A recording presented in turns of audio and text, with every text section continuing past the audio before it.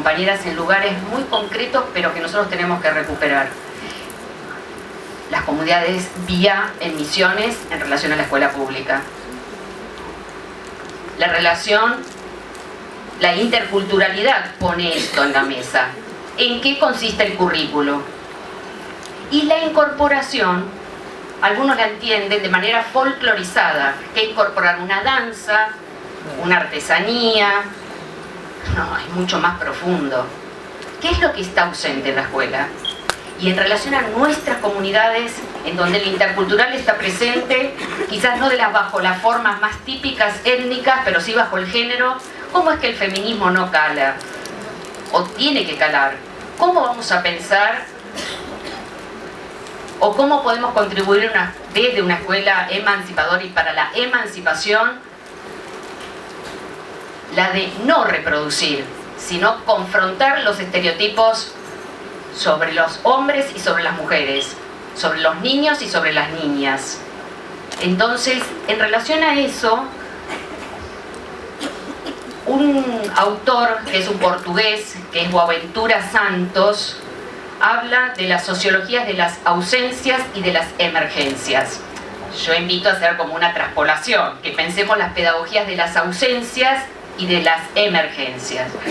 ¿A qué se define pedagogía? El autor Sociología de las ausencias, a reconocer que todo aquello que no existe no es que no existe, sino que fue construido como no existente.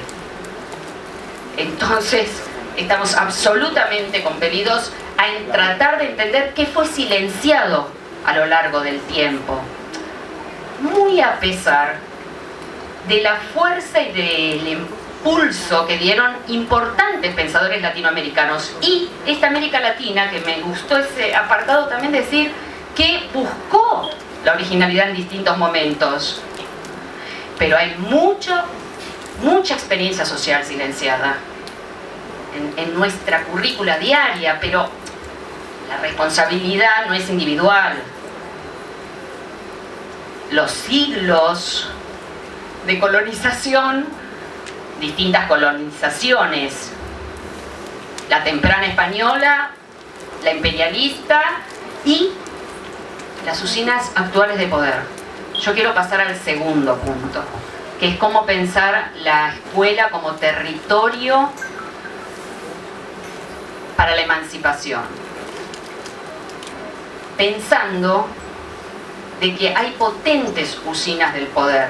Una que me animo a decir y tiene que ver con los organismos internacionales, que aun cuando le hemos puesto, y América Latina le ha puesto un freno en pensar el financiamiento, entran por otra ventana y entran a través de los fascículos que se construyen en relación a la infancia, a la juventud, a cómo debe vivir la vida. Entonces, los postulados en relación con una mirada noratlántica absoluta de la infancia, de la juventud, de lo que es el desarrollo infantil, lo que es el buen vivir. Entonces tenemos que ser analizadores para una escuela para la emancipación.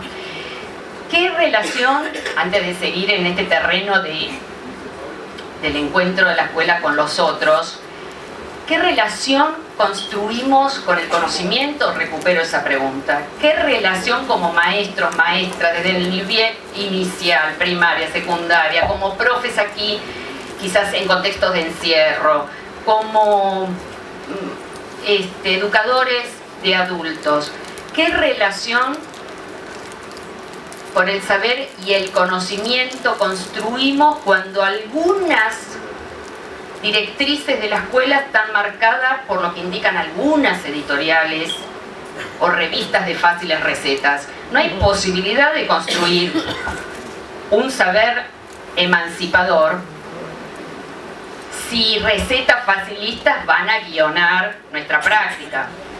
Bueno, ¿cómo construir? No me acuerdo la revista, que no me acuerdo el nombre. Bueno,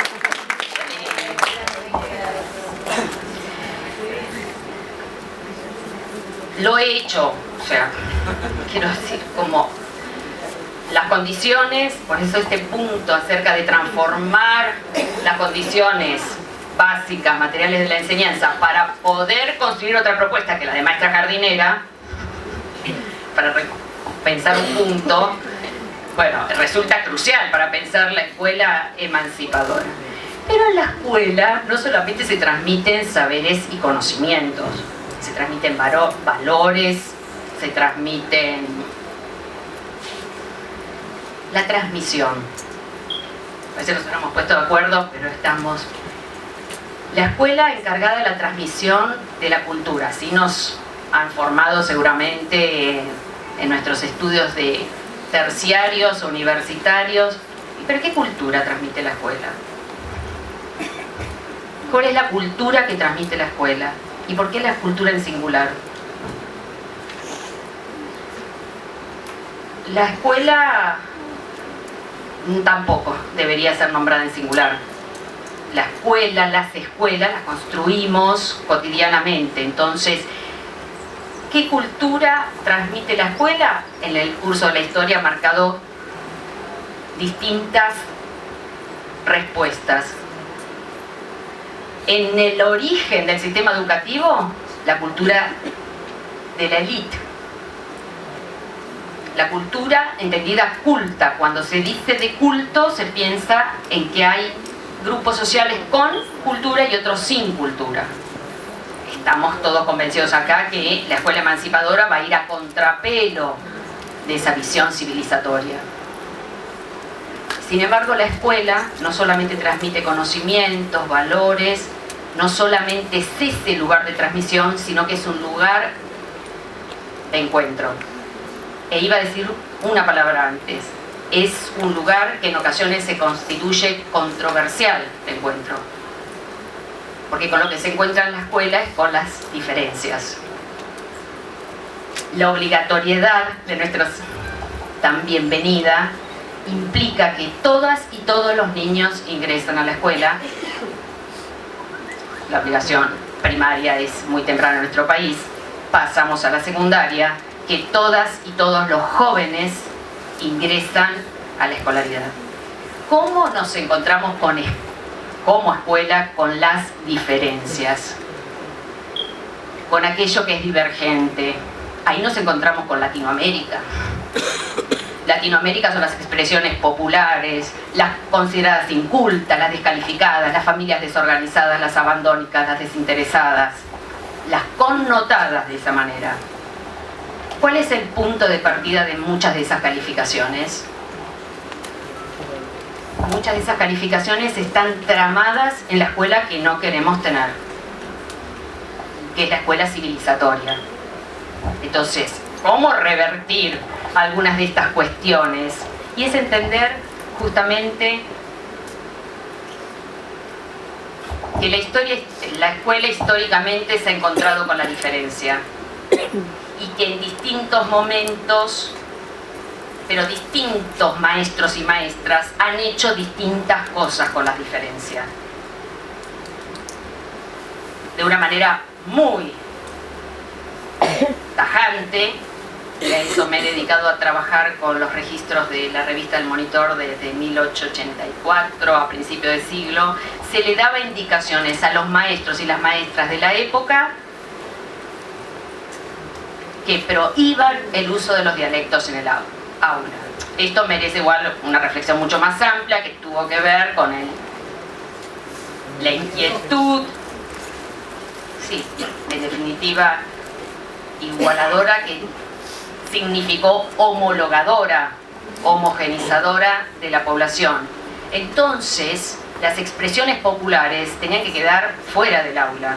Y hay indicaciones muy claras que no se podía permitir el saludo en ninguna otra lengua, ni dialecto.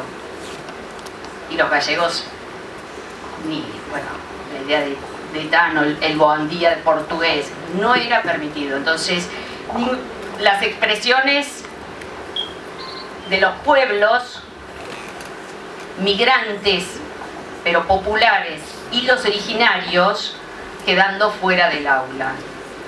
Entonces, en la actualidad, las expresiones populares muchas veces también son descalificadas, no siempre, ni por todos. De ninguna manera tiene sentido generalizar lo que hacemos dentro de las aulas y las escuelas. y mucho menos se puede generalizar cuando las trayectorias docentes son tan disímiles y tan atravesadas por procesos de reflexión conjunta o por puro individualismo. Pero nos conviene cotidianamente hacernos la pregunta: ¿cómo reponemos algo de la experiencia, de las experiencias más descalificadas por siglos, justamente, en nuestra escuela, para lograr, sí, verdaderamente, el despojo de la sujeción, o sea, para lograr la no sujeción, para lograr la liberación? Creo que una escuela muy sensible, una escuela sensible hacia las diferencias y sobre todo hacia las calificaciones históricas acerca de cómo